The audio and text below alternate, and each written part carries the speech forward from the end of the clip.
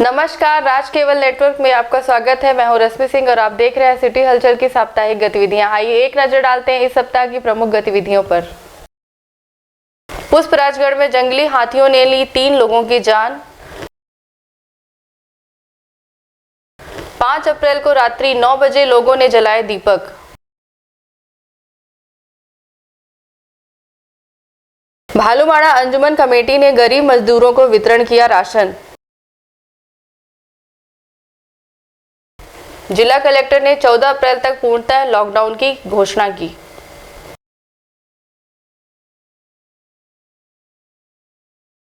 भालूमाड़ा स्थित जामा मस्जिद की अंजुमन कमेटी ने वर्तमान समय पर गरीब मजदूरों के ऊपर आ रही आपदा को लेकर विगत दिनों लगभग 60 गरीब परिवार को मास्क और राशन का वितरण किया।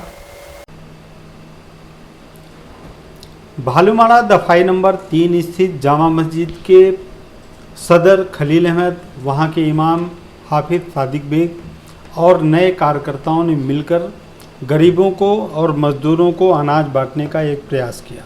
सबसे बड़ी बात यह थी कि कमेटी के जिन जिन सदस्यों ने इस नेक कार्य के लिए पहल की, उन्होंने मज़दूरों को और गरीबों को अनाज देने के लिए एक ऐसा कदम उठाया कि कम से कम उन्हें 10 से 12 दिन का भोजन पानी की व्यवस्था उनके लिए हो सके।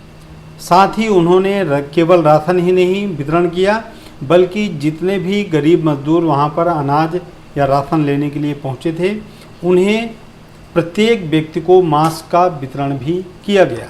आप देख सकते हैं कि जिस तरह से उन्होंने राशन की व्यवस्था उन गरीब मजदूरों के लिए उपलब्ध करवाई, निश्चित रूप से यह एक बेहतर पहल उस जामा मस्जिद और अंजुमन कमेटी के सदस्यों या उनके मेंबरान के लिए काफ़ी अच्छी पहल थी। उनका यह भी कहना था कि वर्तमान समय पर करीब 50 से ऊपर गरीब मजदूरों को उनके द्वारा राशन का वितरण किया गया। साथ ही उनका यह भी कहना है कि जो भी उस मोहल्ले में या आसपास में जो गरीब मजदूर होंगे, उनकी लिस्टिंग बनाई जाएगी, उनकी जांच की जाएगी, उनकी पता की जाएगा कि वास्तव में वो गरीब हैं या उनके पास अनाज की कमी है, तो उनके घर पहुंचकर यह राशन और अनाज का वितरण किया जाएगा। इस संबंध में हमने जामा मस्जिद के इमाम हाफिज सादिक बेग से जब चर्चा की, तब उन्होंने यह कहा। आज चूँकि जुम्मा का दिन है, एक बहुत पवित्र दिन है आप लोगों का, आपके मस्जिद की ओर से, आपके कमेटी की ओर से, जो या आसपास गरीब लोग हैं उनके लिए एक राशन का वितरण किया गया। मैं ये देखा कि जो अन्य लोग राशन का वितरण कर रहे हैं, उससे बहुत अच्छी मात्रा में राशन का वितरण किया गया। तो इस बारे में क्या कहना चाहेंगे? भाई, ये हमारी जो है एक इंसानियत के नाते जितने लोग कोरोना वायरस में मुब्तला हैं, परेशान हैं, राशन पानी नहीं खरीद पा रहे या कमा नहीं पा रहे, उनके कारोबार बंद हैं, इस वजह से हमारी अंजुमन की तरफ से ज़रूरतमंदों को, गरीबों को अपनी हैसियत के हिसाब से राशन बांटा गया है। और अभी भी जब जैसा वक्त आएगा, परेशानी आएगी, तो हमारी अंजुमन कमेटी, हम सब लोग मिल करके गरीबों की, ज़रूरतमंदों की ज़रूरतें पूरी करने के लिए तैयार हैं। ये 3 नंबर के जो जामा मस्जिद है, यहाँ पर आप लोगों को चावल, आटा, दाल, नमक, तेल, साबुन, ये सब वितरित किया गया और काफ़ी अच्छी मात्रा में दी गई। तो आप लोगों को ये राशन मिलकर कैसा लगा? अच्छा लगा जी। इसके पहले आप लोगों को और कहीं से राशन मिला है? नहीं मिला। नहीं मिला है। समीम भाई एक बार घर पहुँचाए। अच्छा। हाँ। जी। तो आप लोग करते क्या हैं? बाइक का काम। बाइक काम करते हैं। जी, अभी तो बंद है। जी, तो आप लोगों के यहाँ राशन की दिक्कत होगी इस समय? हाँ, अभी है, कोटा से मिलता है, राशन अच्छा। बंद है, तो क्या करें? अब भाई 5-6 परिवार खाने वाले हैं। तो ये जो राशन आज मस्जिद में बटा, अच्छा लगा आप लोगों को? हाँ, बहुत अच्छा लगा। कोई तो हमारा सहारा बना, मदद किए। कोरोना वायरस के चलते देश में आई आपदा को लेकर पसान मंडल के भाजपा अध्यक्ष सिद्धार्थ त्रिवेदी के नेतृत्व में भालूमाड़ा में आपदा रसोई का शुभारंभ किया गया है। कोरोना वायरस की इस आपदा के समय पर बहुत सारे ऐसे दिहाड़ी मजदूर हैं जिनके पास वर्तमान समय पर रोज कमाना और खाना पूरी तरह से कोसों दूर हो चुका है। सबसे बड़ी बात यह है कि उन मजदूरों के पास यह स्थिति पहले से बनी थी कि वह रोज़ कमाते थे और रोज़ खाते थे, लेकिन कोरोना वायरस के चलते जब से लॉकडाउन हुआ है उनके घर में राशन पानी की भी समस्या उत्पन्न हो गई है। इन्हीं सारी चीज़ों को देखकर यदि हम कोतमा विधानसभा क्षेत्र की बात करें, जमुना कोतमा क्षेत्र की बात करें, तो बहुत सारे समाजसेवी लोग अपना बेहतर कदम उठाकर उनके लिए भोजन की व्यवस्था कर रहे हैं। यदि हम भालूमाड़ा की बात करें तो यहाँ पर आपदा रसोई का भी संचालन किया गया है, जिसका नेतृत्व पसान मंडल के अध्यक्ष सिद्धार्थ त्रिवेदी के मार्गदर्शन में यह आपदा रसोई का संचालन किया जा रहा है। आप देख सकते हैं बहुत सारे गरीब 12 से 3 के बीच आकर यहाँ पर भोजन की व्यवस्था का लाभ उठाते हैं। उनका कहना है कि जब तक यह लॉकडाउन की स्थिति चलती रहेगी तब तक यह आपदा रसोई का कार्य लगातार जारी रहेगा। इस संबंध में जब हमने पठान मंडल अध्यक्ष से चर्चा की तब उन्होंने यह कहा। वर्तमान समय पर गरीब और मजदूरों के लिए खाने की बहुत दिक्कत है। आप लोगों ने एक आपदा रसोई का शुभारंभ किया है, ये सोच कहते हैं ये हमारे जो प्रदेश अध्यक्ष हैं माननीय BD शर्मा भाई साहब, ये सोच उनकी है और उन्हीं के कहे अनुसार हम लोगों ने इसका पालन किया है। और यहाँ पे कोई भी मतलब सिर्फ बैनर हमारा भाजपा का लगा है ऐसा नहीं है, इसमें सपोर्ट सभी लोग कर रहे हैं, चाहे वो किसी भी दल के हों, क्योंकि सबको मालूम है कि कोरोना महामारी किस तरीके से कि मानव जाति को समाप्त करने पे तुली है। तो लोग कोरोना से न मर के भूख से न मर जाएं, इस वजह से ये सब व्यवस्थाएं हम लोगों ने की है। ये खाने का क्रम कितने घंटे चलता है? ये 3 घंटे का है, 12 से 3 हम लोग खाना खिलाते हैं। जब तक हमको छूट मिली है तब तक हम खाना खिलाते हैं, बाकी समय पे हम खाना बनवाते हैं। ये कब तक चलेगा? ये जब तक लॉकडाउन रहेगा रेगुलर इसमें खाना बनाया जाएगा और खिलाया जाएगा। ये मंडल पठान है तो केवल भालूमाड़ा में ये रसोई चल रही है, जमुना में भी? नहीं, सब अभी भालूमाड़ा में चल रही है, लेकिन विगत कुछ दिनों बाद जमुना में भी चलने लगेगी। 4 अप्रैल को जब पूरा अनूपपुर जिला कर्फ्यू का पालन करने में लगा था, वहीं लहसुई कैंप निवासी राजेंद्र सोनी जो कॉलरी श्रमिक था, बरतराई कॉलरी से वापस आते समय ग्राम खुडरी के पास बहुत ही निर्ममता से उनकी हत्या कर दी गई।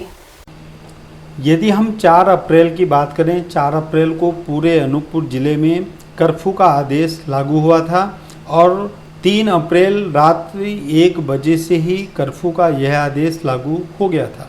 यदि हम 4 अप्रैल की बात करें, समूचा अनूपपुर जिला पूरी तरह से शांत और सुनसान दिखाई दे रहा था। कारण था कि जिला कलेक्टर ने कर्फ्यू का आदेश घोषित कर दिया था और यह भी आदेश दिया था कि कोई भी व्यक्ति अपने घर से बाहर ना निकले। लेकिन 4 अप्रैल की उस कर्फ्यू के दौरान ही लहसुई कैंप निवासी राजेंद्र सोनी, जिनका मर्डर खोडरी गांव के पास कर दिया गया। सबसे बड़ी बात यह थी कि वह व्यक्ति काली कर्मचारी था। प्रातःकाल बस से बैठकर अपने नौकरी के लिए वह बरतराई खदान गया हुआ था।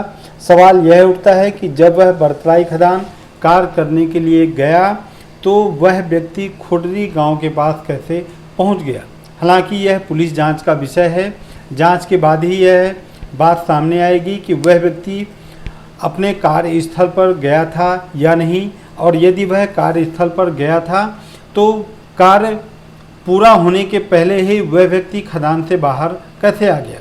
यदि हम उस व्यक्ति के मृतक शरीर को देखने के बाद यदि जायजा लेने की बात करें तो काफ़ी निर्ममता के साथ उस व्यक्ति की हत्या की गई। खासकर जो दोनों पैर का निचला हिस्सा था, ब्लेड से काटकर पूरे ब्लड को उसके शरीर से बाहर निकाल दिया गया, जिसके चलते उस व्यक्ति की मौत हो गई। हालांकि सवाल यह भी उठता है कि आखिर इतनी निर्ममता के साथ उस व्यक्ति की हत्या क्यों की गई। निश्चित रूप से जब पुलिस जांच आगे बढ़ेगी तो कहीं ना कहीं इस बात का भी पर्दाफाश होगा कि आखिर उस व्यक्ति की हत्या किन व्यक्तियों ने मिलकर की। अनूपपुर जिला कलेक्टर द्वारा 4 अप्रैल को घोषित कर्फ्यू का पूरे जिले में व्यापक असर देखने को मिला। वहीं कर्फ्यू के दौरान जिला कलेक्टर और पुलिस अधीक्षक ने समूचे अनूपपुर का घूमकर जायजा लिया। लॉकडाउन के साथ ही अनूपपुर जिला कलेक्टर ने 4 अप्रैल को पूरे जिले में कर्फ्यू का ऐलान कर दिया था। उनका यह कहना था कि कर्फ्यू के दौरान केवल मेडिकल स्टोर, प्रातः 6 से 9 तक दूध बांटने वालों को ही केवल छूट दी जाएगी। इसके साथ साथ SCCL के कर्मचारी, सोडा फैक्ट्री, विद्युत मंडल के कर्मचारी, नगर पालिका के कर्मचारी जो लगातार मानव सेवा में लगे हुए हैं, उन्हें केवल छूट दी जाएगी। उनका यह भी कहना था कि सड़क पर 2 पहिया वाहन या 4 पहिया वाहन जिनके पास किसी भी प्रकार की अनुमति नहीं होगी, वह कर्फ्यू के दौरान कतई भी रोड पर दिखाई नहीं देंगे। हालांकि उनके आदेशों का सर्वथा पालन किया गया। आप देख सकते हैं कि सड़कें पूरी तरह से सुनसान दिखाई दे रही हैं। कोई भी व्यक्ति सड़क पर घूमते हुए दिखाई नहीं दिया। हालांकि इमरजेंसी संसाधन को छोड़कर कि किसी व्यक्ति की बीमारी को लेकर वह अस्पताल जा सकता था, मेडिकल स्टोर जा सकता था, लेकिन घूमने के उद्देश्य से कोई भी व्यक्ति सड़कों पर नज़र नहीं आया।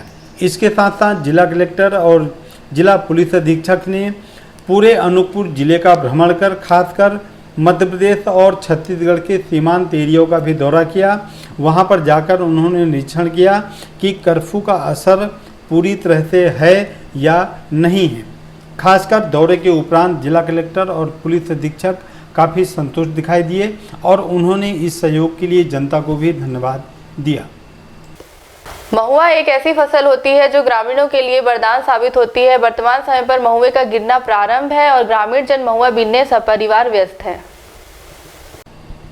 चैत्र का महीने की यदि हम बात करें तो खासकर ग्रामीणों के लिए यह महीना बहुत ही लाभदायक होता है। उनके लिए, उनके जीवन यापन के लिए बहुत ही रामबाण की तरह यह कार्य करता है। यदि हम गांव की बात करें तो गांव में महुआ, जिसे सोने की उपज माना जाता है, यह चैत्र माह में गिरने का काम प्रारंभ हो जाता है और उसे बीनने के लिए ग्रामीण सुबह से ही जंगलों की ओर निकल जाते हैं। हालांकि जहां पर महुए के पेड़ काफ़ी बहुतायत पाए जाते हैं, वहां पर ग्रामीण लगभग 24 घंटे अपना डेरा डालकर रखते हैं। महुआ एक ऐसी फसल है जो ग्रामीणों को काफ़ी जीवनदायिनी रूप से उनके जीवन को चलाने के लिए, उनके घर को चलाने के लिए काफ़ी सहयोग प्रदान करता है। यदि हम वर्तमान समय की बात करें तो महुए का मूल्य भी सरकार ने काफ़ी व्यवस्थित कर दिया है, काफ़ी ज़्यादा कर दिया है, जिसके लिए लोगों के अंदर महुए के बीनने के लिए काफ़ी ऊर्जा उत्पन्न हो रही है। लेकिन मौसम की मार ने वर्तमान समय पर महुए की फसल को पूरी तरह से बर्बाद कर दिया, जिस कारण महुआ उतनी तेज़ी के साथ नहीं गिर रहा है जो पहले या विगत वर्षों में गिरता रहा है। लेकिन फिर भी ग्रामीणों को यह उम्मीद है कि यदि उनके पास 2-3 कुंटल के महुए की फसल उनके पास मौजूद होती है तो उनके घर के राशन पानी की व्यवस्था महुआ को बेचकर ही वे अपने घर की व्यवस्था कर सकते हैं। यही कारण है कि महुए को एक ऐसा फसल माना जाता है जो एक ही पेड़ में 2 प्रकार की फसल उत्पन्न करती है, महुआ और डोरी। महुआ जैसे ही बीनकर किसान अपने आप को संतुष्ट कर लेता है, उसके बाद उसी पेड़ पर डोरी के फल लग जाते हैं, जिससे बीनकर किसान पूरी तरह से संतुष्ट हो जाता है। हालांकि इस वर्ष महुए की फसल की गिरने पर उतनी व्यापकता नहीं है जो पिछले वर्षों पर होती थी, लेकिन फिर भी किसान काफ़ी संतुष्ट दिखाई दे रहा है। ये कब से गिरना चालू हो गया महुआ? ये हो गया 5-6 रोज हो 5-6 रोज हो गया। कितने पेड़ हैं आपके पास? हमारे पास जी।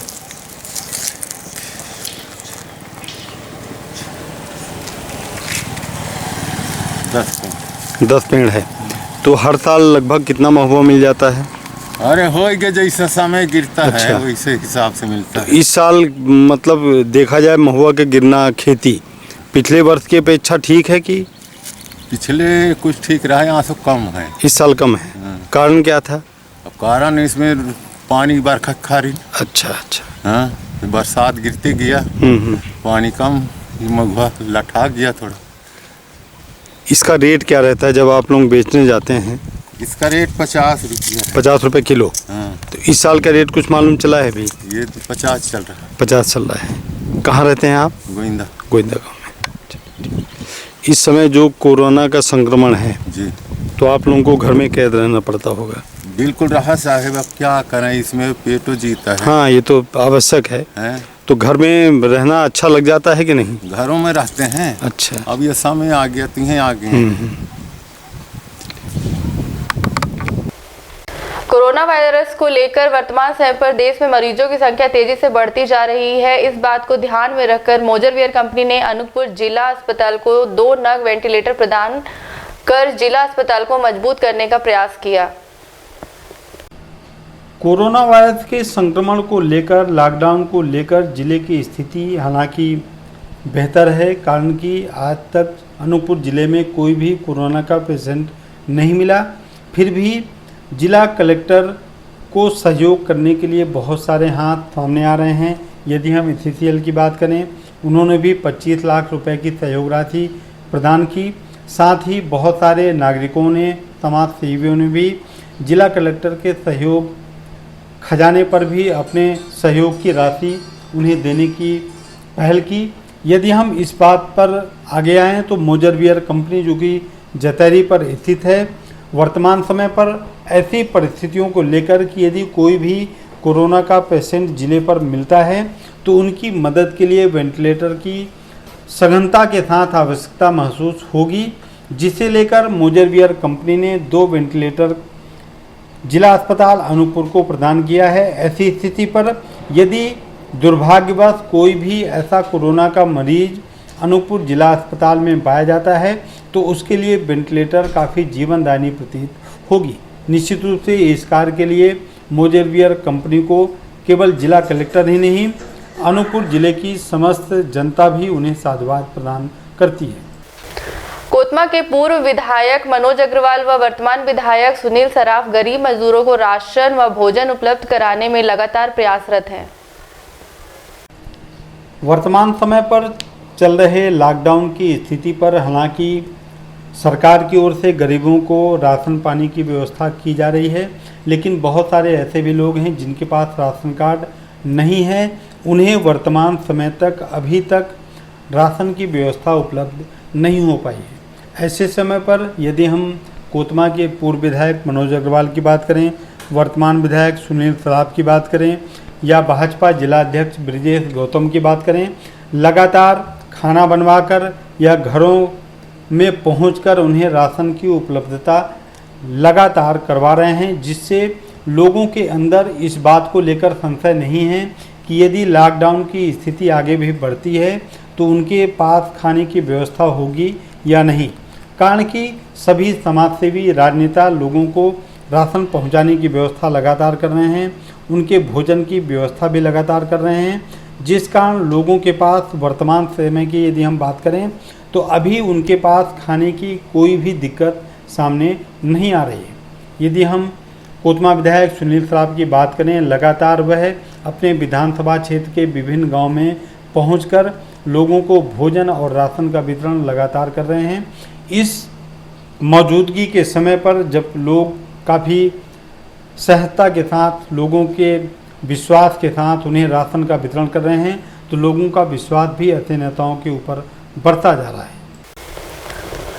भारत के प्रधानमंत्री ने 5 अप्रैल को देश की जनता से रात्रि 9 बजे घर की लाइट बंद कर 9 मिनट के लिए दीपक, मोमबत्ती और फ्लैश लाइट जलाने की अपील की थी। आइए देखते हैं उक्त दिवस का नजारा।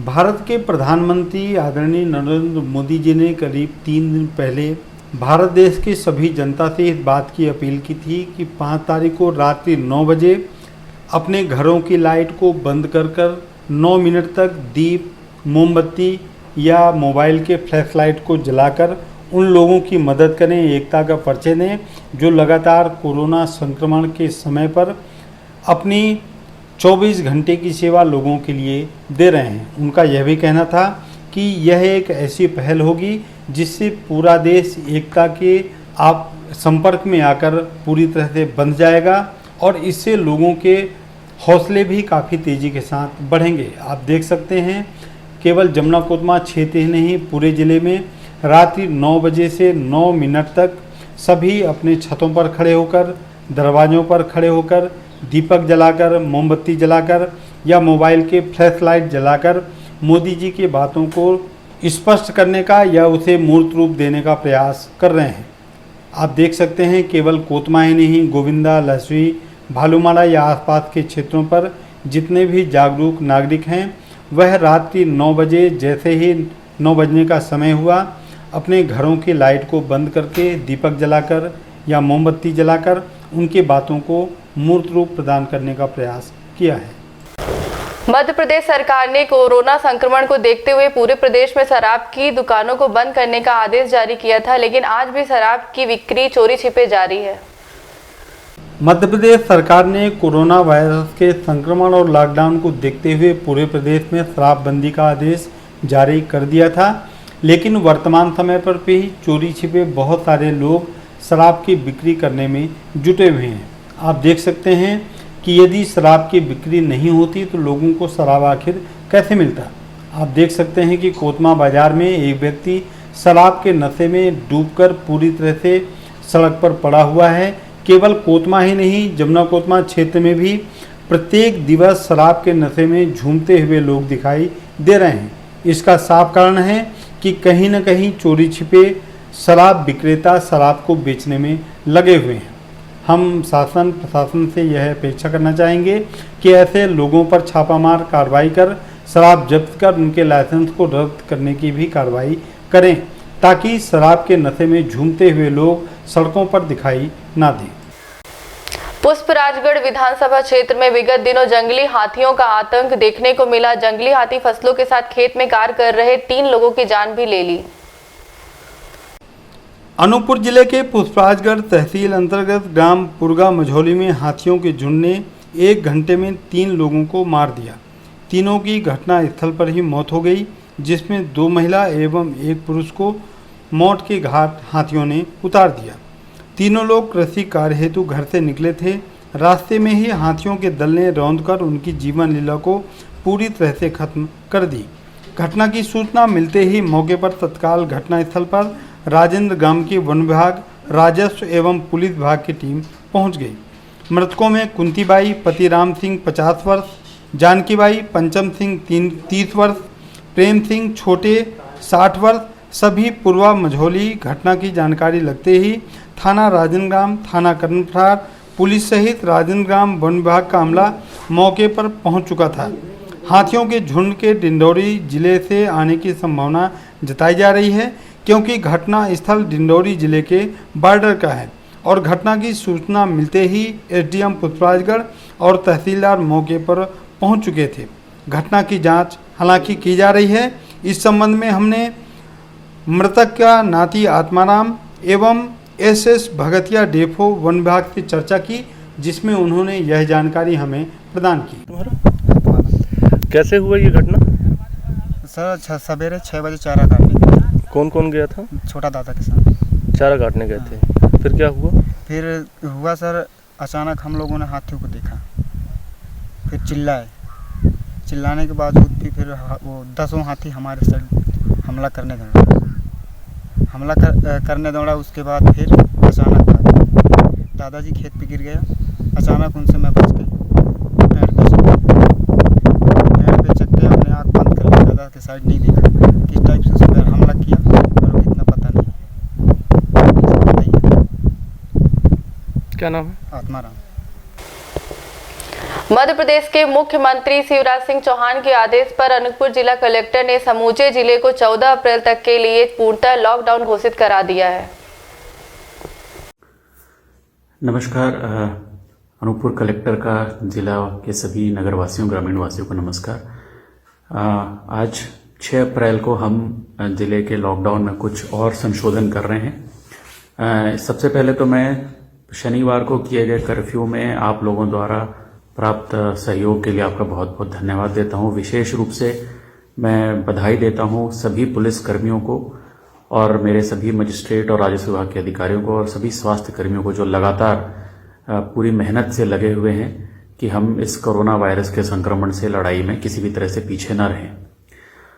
अभी तक हम जिले में लॉकडाउन के दौरान 12 से 3 तक बाजार खोलते थे, लेकिन ये देखने में आया है कि उस दौरान भी हम सोशल डिस्टेंसिंग का सही तरीके से पालन नहीं कर पा रहे हैं और कई जगहों पर अनावश्यक भीड़ लग रही है।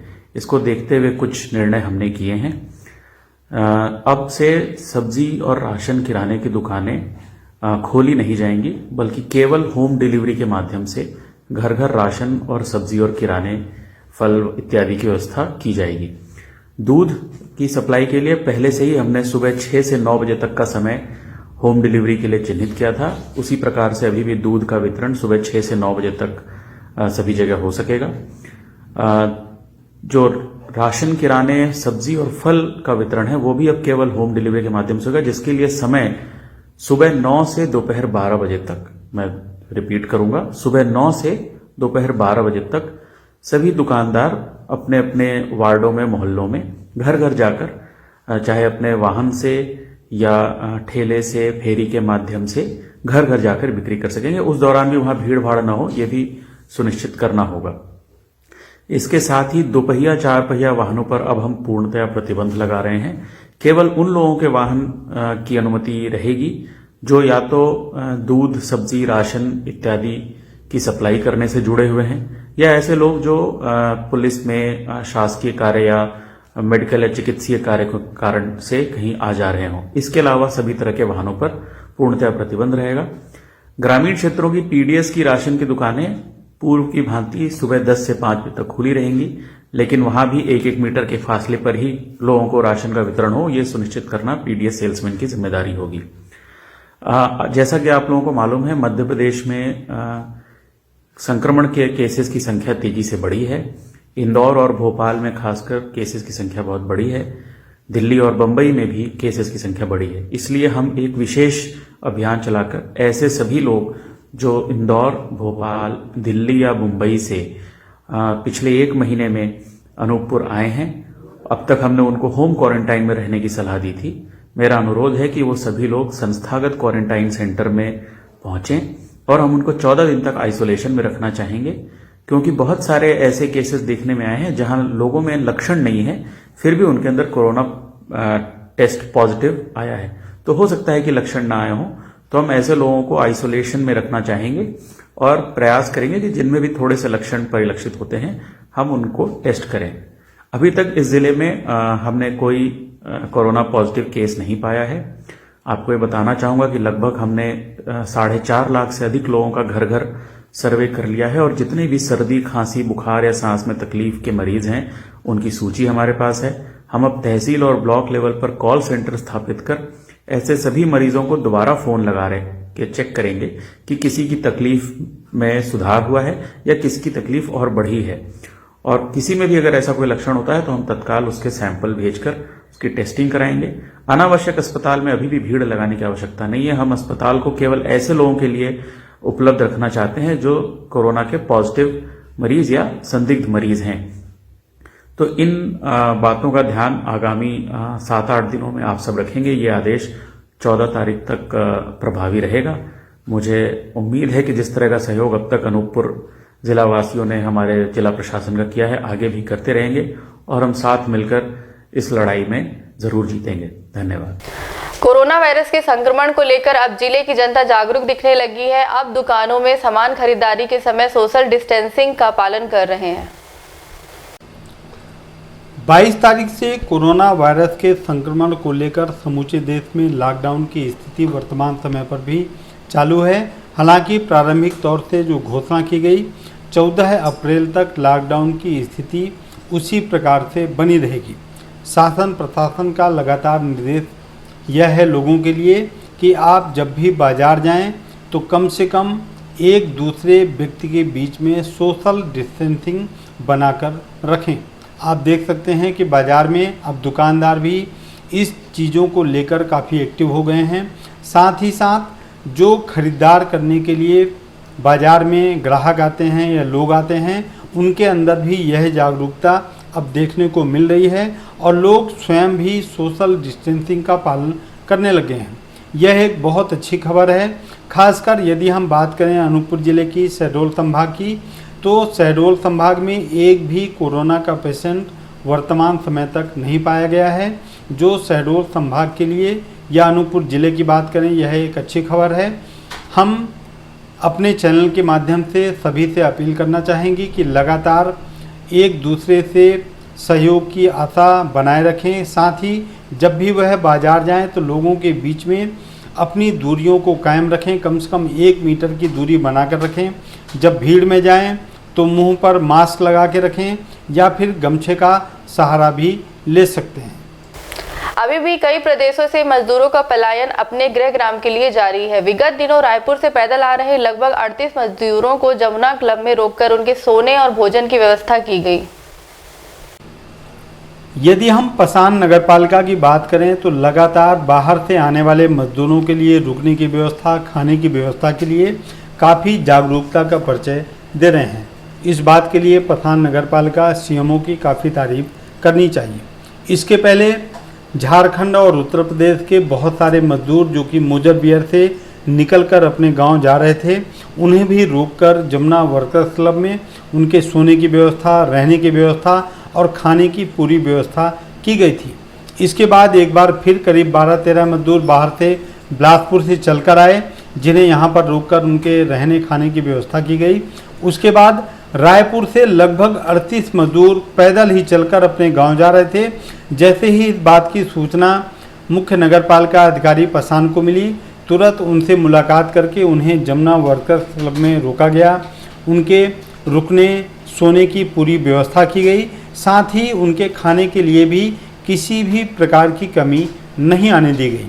हालांकि इस बात की तारीफ जिला कलेक्टर ने भी किया है कि कम से कम पसान नगरपालिका बाहर से आने वाले किसी भी मजदूर को यहाँ से भूखे नहीं जाने दे रहे हैं। आप देख रहे हैं कि लगभग 30 से अधिक मजदूर जो रायपुर से पैदल ही चलकर यहाँ से अपने गंतव्य की ओर रवाना हो रहे थे।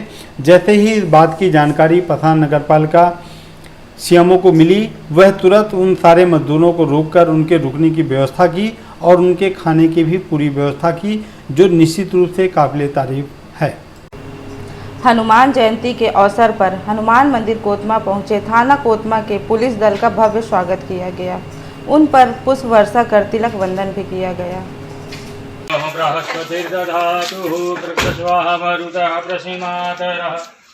शुभम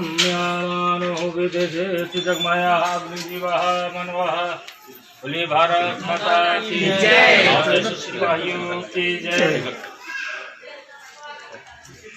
भद्रं गृणे विष्णुयामदेवं भद्रं भजेमां चत्वारिष्टिष्टवा ओम स्वस्तिनः वीरवासे मयि देवी कन्यदायि सर्वबाधा विनिर्मुक्तो सर्वधा मनुष्यमत्प्रसादेन भविष्यति मोक्षायाः।